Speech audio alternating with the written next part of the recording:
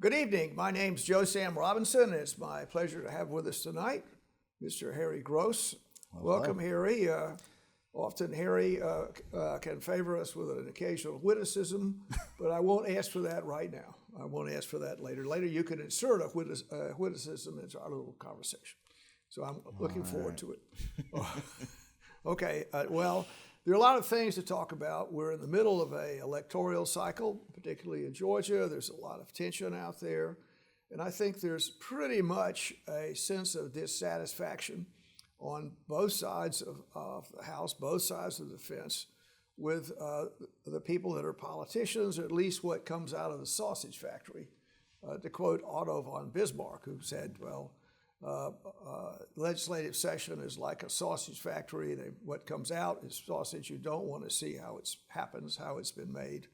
Well, okay, so we have a fair amount of dissatisfaction. If you look at the polls that are out there, the national,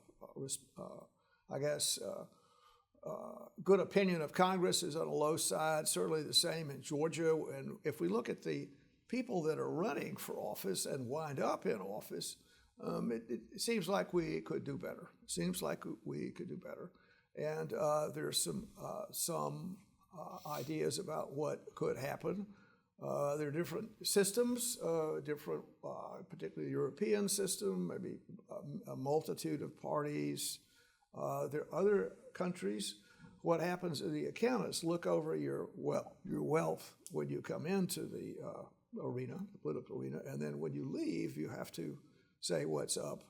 So obviously, one of the issues that goes on is there's a tremendous amount of, at least perception, that politicians are enriching themselves.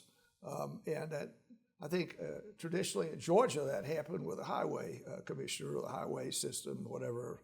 Inside information was out there, where we're going to put the highway, and people profiteered off of it. And it's doubtless going on enormously now. Interestingly enough, in Washington, I think until recently, the congressional houses did not approve any kind of limitation on inside trading. And so I think the Senate recently did something in regards to that. In regards to what's going on locally and in Georgia, I don't believe there's any such limitation. But I'll now throw a comment out, or what some people have suggested. Would it be better to have term limits to get a better class of politician in there? What do you think about that, Eric? Term limits would be a start. I would honestly be more in favor of an age limit than a term limit. Oh, really? In that sense, no. I mean, making it older, getting less young people in there. No. I think we need more young people in there. That the average, really? Yeah, no. So I mean, the Democrats have lost 5 representatives this cycle alone to death. 5 Democratic representatives have died just in the it's May, or it's about to be May, right? So it's in the last 5 months, 5 Democratic representatives have died, all of whom were older. One of whom had a terminal cancer diagnosis and still ran for re-election, was reelected. There comes a certain point where you just need to age out of the system. And rather than doing term limits, because you could have an incredibly brilliant politician who's a great statesman who runs into those term limits right out of the gate, or you could have someone who's really a good local trustee who serves their constituency for decades on end. As much as I would like to get kind of new blood into the system much quicker, and term limits is a great way to do that, I think it's much better to have an age out process than to have an age in. I mean, we do have an age in. To that. We do have an age in. You have to be 25. How about to be the youngest in the state legislature? State legislature, there is no age limit. Exactly. You have to be 18. And so you could, in each kind of point of the discussion, it's not totally there. There are places in the country, different places, where there are term limits, and I think there's one for governor position here. There are definitely term limits are somewhere, somehow, and they're out there, and there are term limits for the president. So there are a lot of term limits that are sort of there. Yes. In regards to the age issue, actually, I wrote an article in The Atlantic. I don't know if you had a chance to read it. I was on the subject of the president. What should we do something, particularly with the president? And this was when President Biden was in office, and sort of there's a complicated story, but a lot of the article was originally intended in that direction. So the Atlantic wanted a more broader viewpoint. So there was a discussion about age, doing something for age limits for presidency or other positions. And what you run across is there can be people that are really quite wise. The way the brain decays, it's not universal. So some people are very octogenarians, for instance, one may be sitting at the table, that the mentation has been quite preserved by luck and circumstances have made those neuronal connections still there. Other groups of people, it's not the case. There could be some kind of way to maybe do some kind of subtle cognitive testing or get a scan. I mean, there are ways in the future before you get into such an office, and it's not totally that you're demented or whatever. You don't know how to tie your shoes or walk around.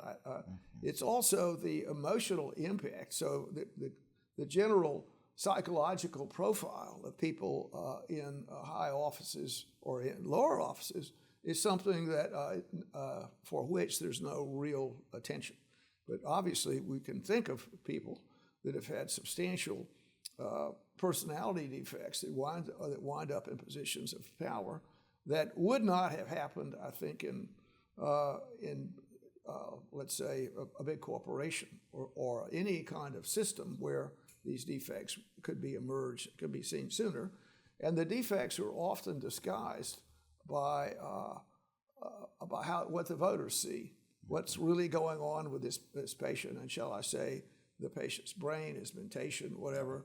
Do we want any kind of arrangement to get shall we say, politicians that are healthier, their wits are about them, and when those wits leave, is there a way to do something about an exit strategy? The other point I'll say is, I was rather pleased to hear you say you wanted more young people in there. Mm-hmm. Well, many people would not say that's a good idea. And to start with, there are some people there are some age limits. Occasionally, they're in the federal government. I don't think there are any really out there down the political hierarchy. But there's an argument to say that the brain is the same kind of story. Some kind of brains are particularly ill-equipped in early life to have a certain sagacity that's needed, a certain restraint that's often needed, and I'll say that. But really, we're sort of blundering around on these points. What can we do to sort of ensure that the political leaders at least have some kind of fence to climb over before they get there? And it's very, very complicated because many things people could claim prejudice. Do you have to speak English, for instance? Should that be something that's there, or should your cognition be really superior? Your IQ is 190. What do people want that? I don't think so.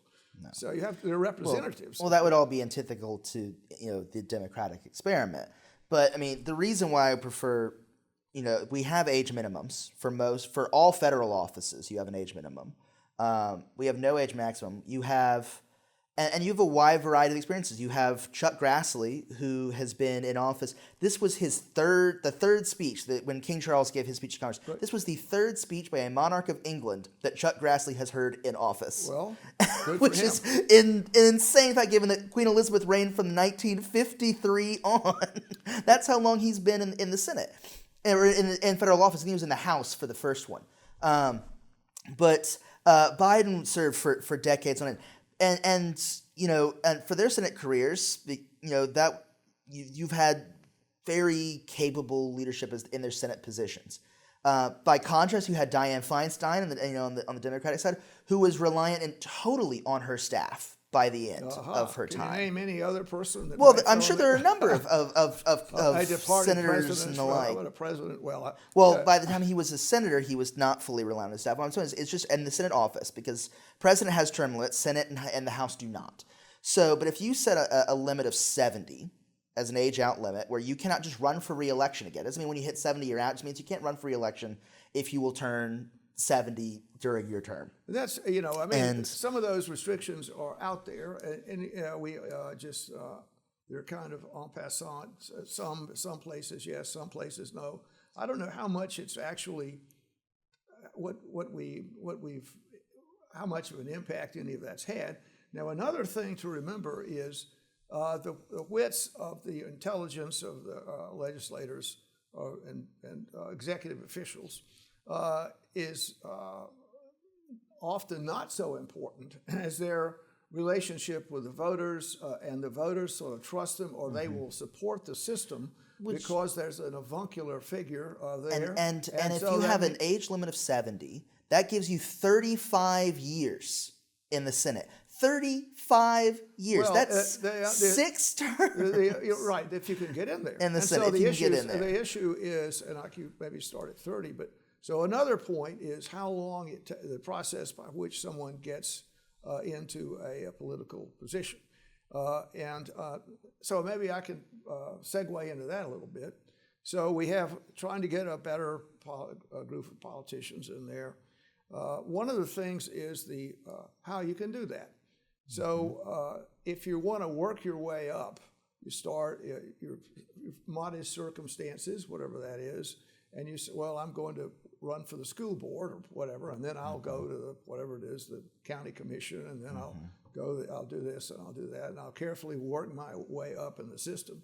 It may take huge amount of time to do that, a big amount of time. And however, having said that, when someone has gone that route, I think they're often restrained in their opinions. There's a limit to how extreme they might be. So in some ways, it can't have that impact to moderate extreme viewpoints, because you just can't get there. And indeed, your colleagues observing your behavior, it might make it more difficult to go to the next step in the process. Your colleagues say no, yes, but finally, a way to avoid that, which we certainly see, is just to have a huge amount of money and then self-fund your political efforts. And it appears that let's see, Mr. Jackson is doing that in Georgia, and then President Trump did it in Washington. And you could also say that the Roosevelts had money to start with, and that made it much easier for them. The other point about it is, speaking about corruption or absence of corruption, it's not a total antidote to corruption, but if you have a lot of money to start with, stealing a little more, it's often not such a temptation. No. If you're really against the wall. So what I'm saying your argument is for plutocracy. What you're saying is plutocracy is not a safeguard against corruption, remotely. Well, that's kind of my point. I don't know how well you took the point. My point was that this is the way the system works, and a question that could be asked is it a good idea to have this whole process short-stopped by saying, which I'll now get into getting to the next possible discussion, which is having funding just automatic. So you cannot raise private money. The federal government, and that's been proposed, every political candidate doesn't even have to worry about that. There's no kowtowing, so money is there. If you want to do it, it doesn't cost you anything, and whatever. So that could be... That would be the ideal. Unfortunately, that's unconstitutional, according to the Supreme Court. In other words, it would be the ideal solution, but it is unconstitutional, according to the Supreme Court, to have matching state funds for an election. And it is unconstitutional to ban private funds because money has been equated to free speech under Citizens United since 2011. And so there is no legal method at the moment under the current constitutional framework and current court construction to do any kind of even playing field making for the suggestion. an election. I mean, so in any event, what would that do? And it certainly might not be a perfect system. It would be a better so system. Idea, well, maybe yes, maybe no. So any human in the world that wishes to run for, well, I'd like to run for president, and I'd like about $25 million to do it. And so I'd like to send my check into my bank account, I'll be one. So in other words, the limitation of how you get that money might be a consequence, and the restraints, money is the mother's milk of politics, but also the corruption issue is something that's out there. So the money's passing around, and one of the issues that we might get into, with sort of touching some of them, is the role of money, either putting a good politician or a good person in, or a bad person. And apparently, I would say the major, to my knowledge, anybody that is interested in wants to do something in politics, the number one thing is to get some money. If you get some money, then what can happen is you can hire a political consultant, and you can just rest in your easy chair, and the political consultant will create your story, and they'll have some pictures of you, I don't know, kissing babies, or I don't know, doing something, whatever it is, maybe I don't know, milking a cow or something. I mean, here's just a man of the people here. He's milking a cow. He's kissing babies, and his background is he was in the Eagle Scouts, and he then helped little old ladies across the street. He did this or did that, and it has nothing to do with, number one, the fitness for the occupation. His knowledge. Is he going to be able to do that? What about that? What about this? Can you really do that? Are you corruptible? So all of those issues are out there, and the process is quite difficult. And it goes along with, I think, one of the substantial flaws in the democratic system is, flaw number one, is that you assume that the humans are always going to elect the best possible person with no personal bias involved in that. And you can point to Adolf Hitler being elected a number of elections that the German people supported him as best they could do it. The Nazis mastered the mass media. They were really good at it. No contrary opinions were allowed. And in general, many quasi-dictatorships that have a democratic patina attached to them. So people, this is democratic, and many of the Cuba might be called the Social Democratic Republic or whatever. So the people really do this, and you can imagine I don't have to beat that horse to death, but in many systems, where the voters could presumably freely vote, the information they receive is so restricted that a result's not a good one. And the government can or the controlling apparatus in the country can preserve that apparatus by using the political system.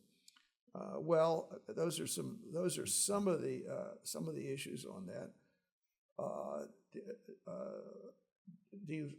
What do you think about the idea of finding better people? Should there be some? What other suggestions are there out there?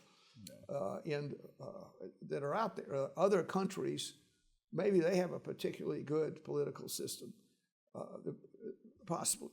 And one of the issues is, I think, the national, I'm thinking of Scandinavian countries, rightly or wrongly, maybe there are other countries to think of, where there's a high degree of trust in society, there's a high degree of rectitude in the society, and a real disdain for anyone that does something against the interests of the nation. And so that's some kind of limit. So is the way to get better politicians to have a better country? In other words, if you have a better country here with better values, then that's going to be reflected in the political process. And that's a chicken and the egg. I mean, in the sense that we have plenty of good people. The problem is the system creates a lot of barriers for bringing good people in. One is finance across the board. It is almost impossible for a lot of young, intelligent, charismatic, well-meaning people to get into the system before you even get into the higher offices because of finances across the board. And people have to live. Yeah. So that's the point. I mean, in other words, many people are entrapped, it might be the wrong word, but they have family commitments and they've got to put some money on the table. And the idea of they have their careers such as they are. Yeah. And the second issue is the private sector, in that government doesn't compete with the private sector well. Now, some levels that's really good, but in other words, in terms of getting competent, qualified people, it's really bad. Because if you are having to make a choice between, okay, am I going to turn my life upside down, go on a campaign trail for a year, open myself up entirely, and your family, and my family, subject your family, your spouse is going to everything, and I'm only going to get a year and a half worth of money out of this, and I can make twice as much in the private sector doing something else, and I wouldn't have to go through all this stuff. I mean, there's a lot of barriers to that. We do not pay government officials enough, and this is one of the reasons why there's a good deal of corruption. Is because you gotta do something on the side if you want to make a living, because you are sacrificing to go and work in public service what you could be doing in the private sector. And so we have a lot of very talented people who would be very good leaders, who are probably more statesman-like than a lot of folks we have in Washington now and in state houses around the country, who are not incentivized by the economics of public service to even enter public service. Which means the people who are incentivized, right, are often actively seeking corruption to some degree because they want the levers of power to take advantage of that. They are already independently wealthy, which puts them in a certain socioeconomic bubble compared to the rest of the country, or they are so dedicated and self-sacrificing they will burn themselves out very quickly. Or I think those are well made points. Yeah. Some of if you look and just imagining how did people elect to put their hat in the ring? Why did they do that? What process allowed them to do that? It would be interesting just across. There must be 100,000 elected offices in the country. Just to say, well, these we looked at some huge number of them, and this is why they did it. And for a number of them, I think it's sort of a part-time job. It's possible. So that's particularly the way the state legislature works. It's a part-time job, and you can still maintain your career, and you can do this and you can do that. So presumably, that's a real useful situation, where it's a part-time job and you can really try and work it into your life pattern. Now, this is the other point, for whatever reason, I've heard this said a number of times, is that one of the problems in the Georgia's legislature is there are not enough lawyers there. Now, I know, and of course, these comments were made by lawyers, but I mean, quite seriously. And let me consider that. I would say lawyers make laws. They've got a lot of advantages over other people. They can go into the interstices of complexities of law. What about this? What about that? That's what they do.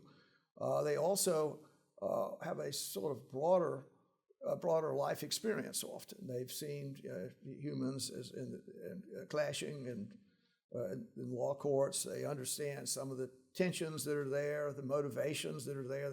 They have to be pretty well founded in circumstances. So there's not a lot of naivete there, and they have some degree of intelligence. I mean, to do that, to get past the bar, and to do that, you have to be fairly intelligent. Well, apparently the numbers have declined, and that's cause for concern. I don't know more about it. No. And then contrary-wise, I mean, that being a lawyer is not necessarily a get-out-of-jail card free about corruption, and so certainly it could still be self-interest. with really smart people. They could be very self-interested. And the question would be, who is in the state legislature? How do they get there? Why do they do it? It could be a calling, almost a religious calling. That could be what happens. I mean, it's really, we talked about the sacrifice that's there to do something like that, allegedly. It's a lot of sacrifice. And being a politician, I mean, I'm sure its office hours are pretty rough. You're there, one person after the next comes in, whatever, what can you do? I noticed my dog was struck by a truck last week and broke his leg or whatever. And what are you going to do about it? I mean, these trucks are just hitting dogs right and left, and or something like that. Yeah. What about this? What about that? Angry letters come in, people wandering around. You walk in, and I think just going out in public is bad. You could run into trouble. So there are lots and lots of sacrifices.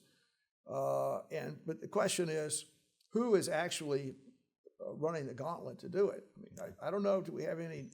It's been said there are fewer lawyers. Yeah. Who else has replaced them? I think it's mostly businessmen that have replaced them, and I think that's a problem in and of itself. In that, when you have people who are ostensibly good at business entering public life, that it can be good for some factors of government, but it also means that you end up creating an ethos through groupthink and through shaping the culture of the delegates that government is a business. And when you run government like a business, you make a lot of mistakes because governments are not businesses. They are not firms. They don't have the same incentives. They don't have the same freedoms. They have different constraints. And it leads to a diminution of what government can and should be for its people. Yeah, possibly. It certainly there could be some bad things about that, but there are good things too. There are good things. One of the issues would be, what is the purpose of government? So that's one of the things. We've had a contentious world. There's been a democratic experiment here, but it didn't, certainly whatever people call a democracy certainly wasn't the thing in the past. And what is one? And we have a lot of issues about what the actual purpose of government is. And I think a lot of what's transpired over, let's say, the last century certainly, is redistribution of wealth, and the government is going to solve your problem. So the national psyche has changed a bit. I'm just sort of a helpless serf here in the States, and it would be impossible for me to, by myself, accomplish anything. I've just been ground down by, a little bit. I think that's an unfair characterization of a lot of people. Possibly, but I think it's trying to make the point that the purpose of the government is certainly very different than it was in 1925, if you want to say that. So people that go in there have that, I guess, additional responsibility. And some of what goes on is community organizers that go in there. And the question would be, we haven't gotten too much into that, the difference of politicians in the two major parties. That would be a question to ask. And I think often, particularly, I'd say the Democratic Party, there's a major interest in this redistribution of wealth arrangements. And so people, they respond to that a lot. And then maybe there's just as much interest on the Republican side in redistribution of wealth. The question is where wealth is being redistributed to. Just so. The Democratic side wants it distributed down to the lower classes. The Republican side wants it redistributed up to the wealthier. We could get into that discussion. But the takeaway message is, what I want to say is that the raison d'etre of the two parties is somewhat different, and the people that go into it come from possibly different backgrounds with different ideologies, different ideas, and their selective process might be somewhat different. Oh yes, it is. And are those people the appropriate people to put in there? And you could say, certainly, I'm making the case, maybe if the Democratic Party, community organizers are people that understand the psyche of I guess, a large group of people that depend on the government to use a big Democratic word, help. I mean, that's a good word, help. I need some help. The government needs to give me that, and on and on. Now, you make the good point that on the other side, I think there's a lot of money to start on the Republican side to start with, but certainly corporations are beating, no doubt about it. They're beating the door down, and some of the processes that interfere with community interest is the idea one particular company is going to get an advantage. Well, we're just about out of time. Harry, we will let you make a 15-second comment. 15-second comment. We can do better in who we elect to lead our people, and we have a lot of good people who are already doing the work, and we have a lot who can do the work, but we need to make some changes as a country and a society to help the right people get in the right place to make the right decisions. Okay, very nice, Harry. Thank you. Thanks for your comments. Of course. We'll talk some more.